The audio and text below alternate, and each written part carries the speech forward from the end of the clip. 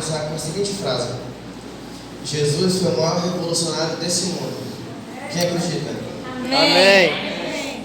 Como Jesus foi o maior revolucionário desse mundo, a gente tem que entender primeiro a conduta que Jesus levava aqui nessa terra.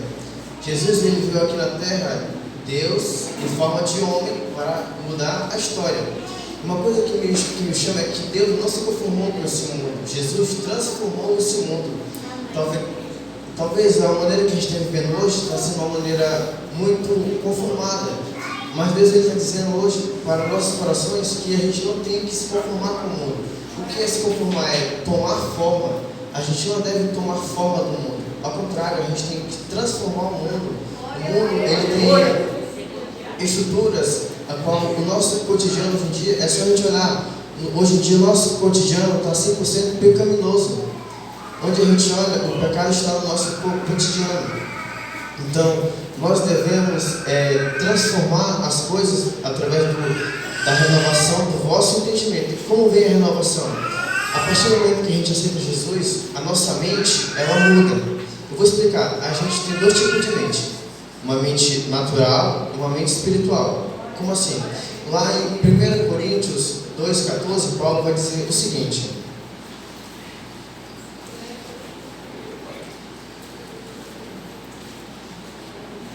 só falei aqui rapidinho.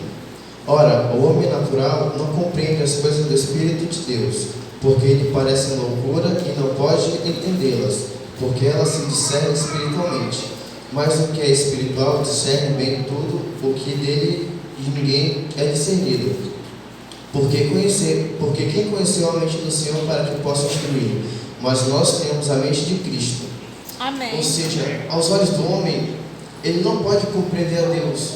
Porque Deus não é um ser natural, Ele é um ser sobrenatural. E a partir do momento que a gente aceita Jesus, a nossa mente ela entra em um estado de mudança. A mente, quando a nossa mente ela é natural, ela é assim, ela é focada na concupiscências mundanas. A nossa mente é focada só no mundo e por ela estar focada somente no mundo, a gente não tem uma visão daquilo que Deus quer para nós. Então, a partir do momento, quando vou dar um exemplo aqui, Paulo foi um dos maiores perseguidores da igreja. Então, ou seja, a mente dele era 100% carnal. A partir do momento que Jesus se encontrou com ele, houve uma revelação. Paulo ficou 3 dias cego. Depois desses 3 dias, a mente dele estava em tratamento. Ou seja, Deus usou Paulo daquela forma. Então, a partir do momento que Paulo se encontrou com Jesus, a mente dele foi totalmente restaurada. Os conceitos que ele tinha sobre Deus acabaram. Ele não somente acreditava, como ele de fato ele conhecia. Porque tem uma diferença entre acreditar e conhecer a Deus. Qualquer pessoa acredita em Deus, mas conhecer é algo totalmente diferente. Então, por a mente dele ter passado por uma constante mudança, ele pôde perceber que quando ele escreveu isso aqui, ele quis dizer assim uma coisa que era para ele e para as outras pessoas. O homem que tem a mente natural não é capaz de compreender a Deus, porque aos olhos do homem, nós cristãos somos loucos. Por quê? Porque quando vamos orar, a gente fala, vamos supor aqui, para uma pessoa que é mudando: tu não está falando com ninguém, só está de joelho falando com ninguém. Mas é que tá, essa é a loucura que a gente vive. A gente acredita em coisas que não, aos olhos do homem parecem possíveis, mas aos nossos olhos são coisas totalmente que a gente acredita que renova a nossa fé todos os dias. Glória a Deus. Então, e como Jesus ele veio ao mundo, a gente tem que entender que primeiramente o que Jesus tinha em mente era uma mente limpa. Como assim uma mente limpa? Quando Jesus ele desceu aqui na terra, veio no ventre de Maria, como todos já sabem a história, Jesus ele principalmente já tinha em mente o propósito dele desde criança. Então, ou seja, quando ele foi crescendo com o propósito dele em mente. Então, como a mente dele era limpa, agora vamos explicar uma diferença. Tem uma diferença entre mente limpa e mente vazia. A gente só não pode confundir essas duas coisas. Então, aqui ele fala que a gente tem a mente de Cristo.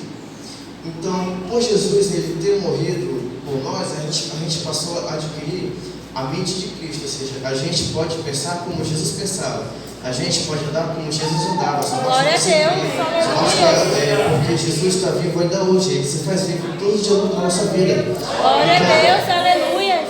Por a gente poder pensar como Cristo é o maior privilégio que a gente tem como ser humano, como cristão.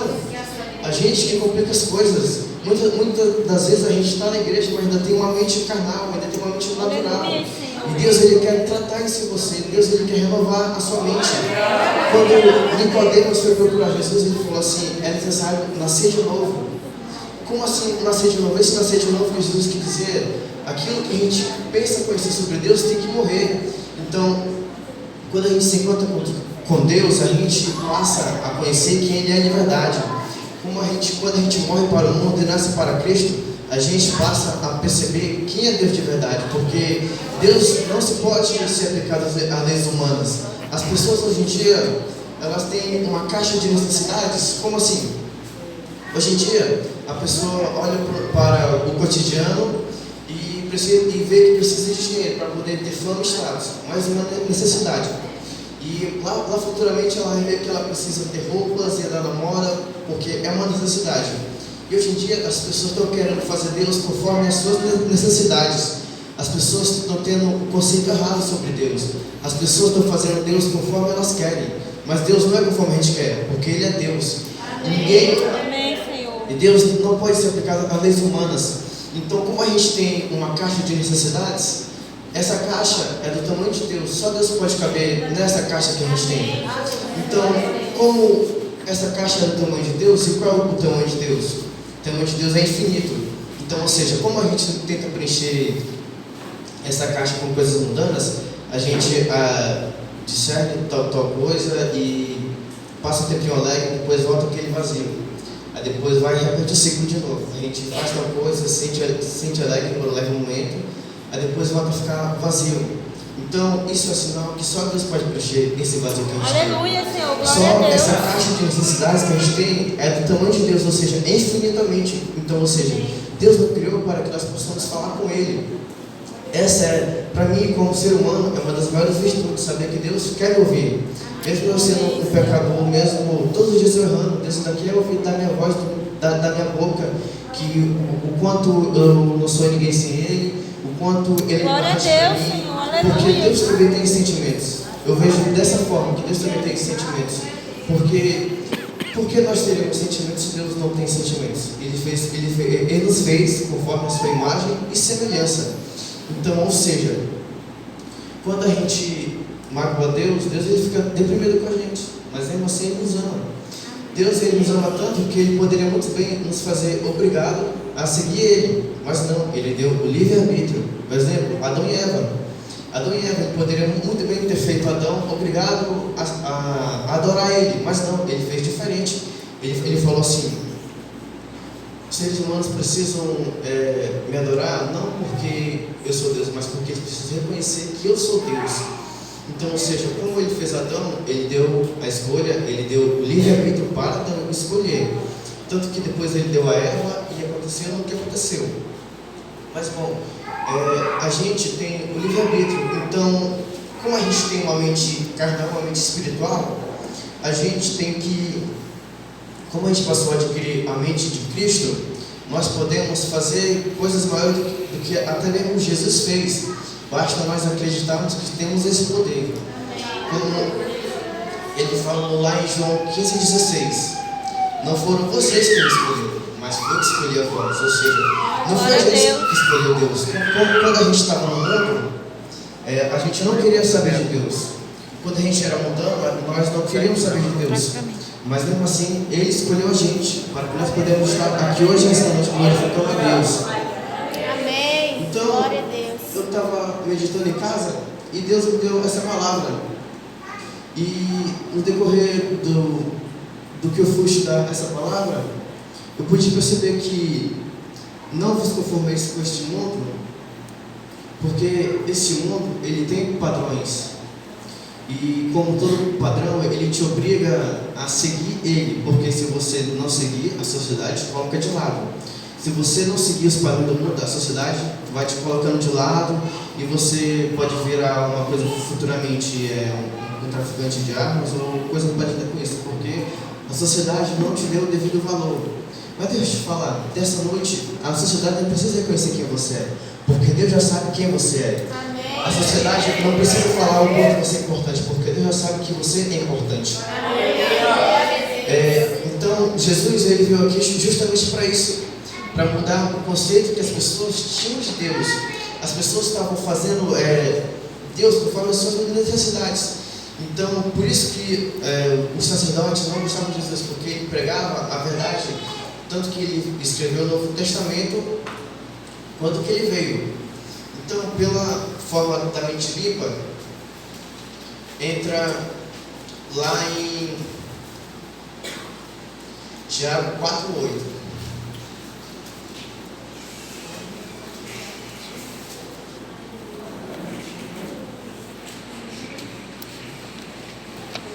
Diz o seguinte: chegai-vos a Deus, e Ele se chegará a vós. Alimpa as mãos, pecadores, e vós de duplo ânimo purificai vossos corações. Achegai-vos a Deus, e Ele se chegará a vós. Então, ou seja, é uma coisa que a gente tem que estar disposto a procurar Deus, não Ele procurar nós, porque foi Ele que nos fez. Então, nós temos que procurar Deus, que Ele vai vir perto para nós. Então, quando nós estamos dispostos a procurar Deus, Ele vem para perto de nós, e nós, como seres humanos, temos que agradecer a Deus por Ele nos querer, porque Deus não precisa dos humanos, mas Ele quer usar os humanos. Então, ou seja, mesmo com o cotidiano que a gente vive hoje, Deus ainda quer usar a pessoa, Deus ainda quer usar você grandemente. Basta você estar disposto a querer que Ele mude você, a chegar a Deus, e Ele se chegar a vós. Então aqui fala sobre duplo ânimo. Mas você pode dizer, Anderson, o que é duplo ânimo? Duplo ânimo é aquela pessoa que uma hora ela tem uma opinião e outra hora ela muda de opinião. Por exemplo, na igreja ela dá uma opinião sobre Deus, e lá no mundo ela dá uma opinião totalmente fora de Deus. Então, ou seja, por termos uma mente carnal e uma mente espiritual, duplo ânimo se encaixa nesses dois aqui, o famoso crente Raimundo. Duplo ânimo. Então, a partir do momento que a gente passa a seguir Jesus, temos que tomar ciência que aquilo que é isso que a gente quer, um caminho reto para a nossa vida, um caminho disposto, um caminho que a gente tem que estar disposto a adorar a Deus pelo que Ele é, um caminho que a gente tem que estar disposto a seguir a Deus, não ter duplo ânimo, que uma hora dá uma opinião e outra hora muda de opinião. Tanto que em cima dessa palavra, eu gostaria de contar uma parábola, diz sobre mariposas. Certa vez, 3 mariposas chegaram na mariposa rainha e falaram: rainha, por que a gente tem essa atração pela luz? E a rainha pensou e falou: vão e descubram. Chegam lá, a primeira mariposa foi de encontro tão perto de uma chama de lamparina que ela queimou o olho. Ela voltou para a rainha e falou assim: rainha, eu cheguei tão perto de a chama de uma lamparina que eu queimei o olho, eu fiquei cega. Mas ainda assim, eu ainda não descobri por que a gente tem essa atração pela luz. A segunda mariposa foi de encontro direto à chama de uma lamparina que ela queimou a asa. Ela voltou para a rainha e falou: rainha, eu cheguei tão perto da chama de uma lamparina que eu ainda não descobri qual é o segredo da atração pela luz. Então, e teve uma terceira mariposa que ela foi de encontro direto à chama de uma lamparina. Ela foi tão perto que ela morreu.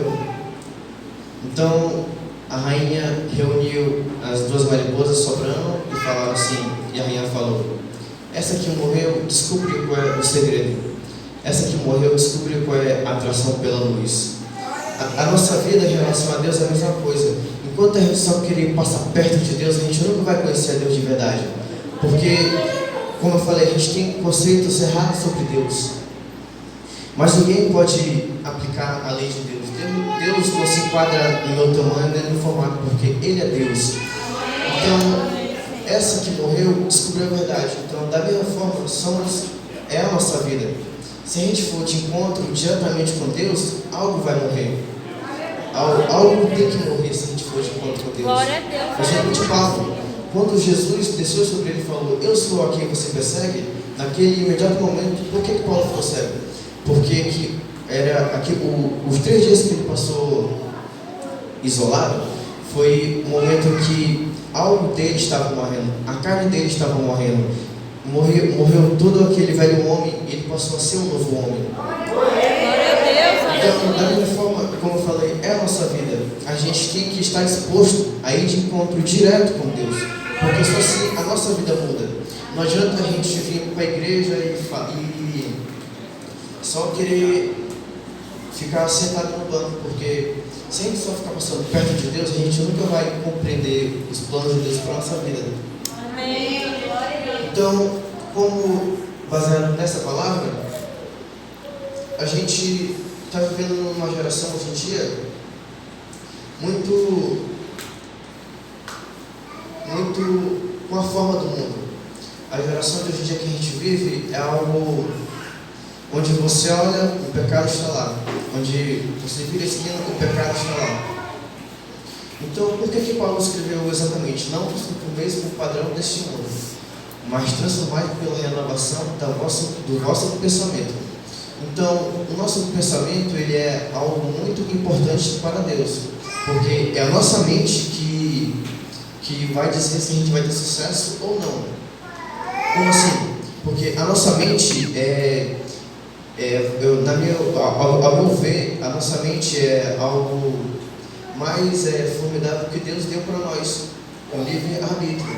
Então, por a nossa mente ter o livre-arbítrio de escolha, passamos a ter uma escolha muito poderosa sobre a nossa vida. Então, como a nossa mente ela é chave para a nossa vitória, ela também é chave para a nossa derrota. Se a gente só pensa em coisas pecaminosas e maliciosas, no nosso dia de amanhã a gente vai cair, porque pensamos aquilo. Se a gente pensa coisas bem que edificam o espírito, nós vamos viver assim. Porque lá em Provérbios 23:7 diz: certamente somos aquilo que pensamos. Então, se somos aquilo que pensamos, a nossa alma, o nosso exterior é um reflexo daquilo que é dentro de nós. Se a nossa atitude for boa, é um reflexo que dentro de nós tem coisas boas. Se a nossa atitude for mal, é um reflexo que dentro de nós tem coisas que são mais. Então, Deus ele quer tratar ele quer mudar a forma como você pensa, a forma como você, a forma como você fala. Deus ele quer purificar a sua mente. Deus ele quer renovar o seu pensamento. Deus ele quer te dar uma mente limpa, uma mente de Cristo. Deus ele quer renovar o seu pensamento. Deus ele quer transformar tudo aquilo onde você jamais pensou que podia ser transformado. E por nós vivemos no dia de hoje assim, a gente pensa que é impossível Deus agir. A gente pensa que Deus não quer mais saber de nós, porque quando a gente está no pecado, a gente tem a seguinte visão: eu não sou mais digno do perdão de Deus. Mas isso é uma mentira que o diabo coloca na sua mente, porque nós somos dignos do perdão de Deus, só basta a gente querer ser perdoado. Então, como tem pessoas no mundo hoje em dia que falam: eu não preciso de Deus porque eu tenho dinheiro, eu tenho um carro, eu tenho um bom trabalho, eu tenho uma boa família. Mas essa é uma armadilha que o diabo usa. Imagine uma cela, que você está dentro da cela. Imagine que você tem tudo o que você quer, com conforto, televisão, dinheiro, lazer. E a porta da cela está aberta, você pode sair quando você quiser. Só que tem um porém. Quando você começa a se incomodar, a porta fecha. E é o momento em que você quer sair, mas não consegue, porque o diabo já trancou a sua cela. Mas Deus ele veio para te tirar do cativeiro. Deus ele Glória a Deus, aleluia. Para renovar a sua estrutura. Então, por a gente estar vivendo no mundo que a gente está hoje, até mesmo muitos cristãos pensam que não dá mais para viver com Cristo, porque não dá mais para viver uma vida de santidade, porque eu não sou digno do perdão de Deus. eu não mereço mais o amor de Deus, eu não mereço mais isso e aquilo. Mas como eu falei, isso é só glória que o diabo coloca na sua cabeça. Porque nós somos filhos de Deus. Deus ele nos ama tão grande que entregou o seu único filho.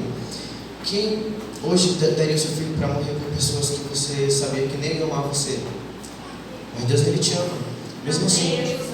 Então, Deus ele te ama mesmo que você não ame Ele.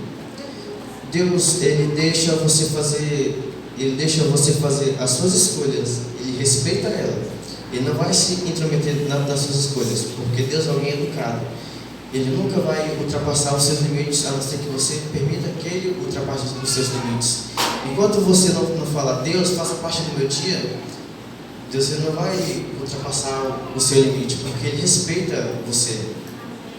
Ele respeita a sua opinião, Ele respeita a sua escolha, Ele respeita tudo aquilo que você é. Da exata forma que você é, com erros e defeitos, Deus ele respeita e ama você. Então, nós, como seres humanos, temos que tomar ciência disso. Temos que realmente querer seguir a Deus e mudar o nosso pensamento. Porque enquanto nós estivermos na igreja e não queremos mudar o nosso pensamento, você só vai ver o seu irmão dando bênçãos, passando e entrando, e você continua a mesma coisa. Eu fiz o projeto de vida para esse ano e 40% do que eu coloquei lá já se realizou. Então, porque eu ano passado para esse ano eu fiz uma mudança. Eu falei, eu quero ter a mente de Cristo. Então, ou seja, 40% do que eu coloquei é os planos de Deus. O resto que falta, porque falta eu mudar em mim. O resto que falta ser realizado porque ainda não era a vontade de Deus para a minha vida. Então, como Deus ele quer mudar a sua vida, a sua estrutura, a sua história, nós somos aprendizes nessa vida que devemos levar os ensinamentos de Deus para sermos bem-sucedidos. Porque só a palavra de Deus é lâmpada para nossos pés. Só a palavra de Deus ilumina nossos caminhos. A palavra de Deus nos mostra 3 coisas. Por exemplo, quando você está de noite, aí você sai. Vamos supor que ficou escuro e você não tem nenhuma lâmpada. Então, quando você acha uma lâmpada, essa lâmpada vai te impedir de 3 coisas: de cair em um buraco, de ver o que está na sua frente e mostrar para você o que está no seu caminho. Da mesma forma, é a palavra de Deus. A palavra de Deus te livra do buraco, a palavra de Deus mostra o que está no seu caminho e a palavra de Deus fala aquilo que é bom para você ou não. Então, ou seja, basta você estar disposto a ler a palavra de Deus. Porque que quando a gente vai ler a Bíblia, a gente sempre aparece alguma coisa para distrair a gente. Porque a Bíblia não é um livro comum. A Bíblia que a gente tem não é um livro comum. Por isso que a gente não consegue ler ela constantemente, porque sempre há algo parecido. Mas enquanto a gente não querer mudar isso, a gente nunca vai conseguir ler ela inteira. Porque sempre vai ocorrer coisas que vão impedir a gente. Mas basta a gente estar disposto a falar, não, eu tenho que ler. Porque a partir do momento que eu leio, eu sei que eu vou mudar. A partir do momento que eu leio, eu sei que aquilo que eu penso sobre Deus vai morrer. Então, Deus ele quer mudar a forma como você vê Ele. Mas para isso, você tem que estar disposto. Como eu falei isso aqui muitas vezes. Então, para que nós possamos viver bem-sucedidos e termos uma boa vida, basta lermos a palavra de Deus. Quando nós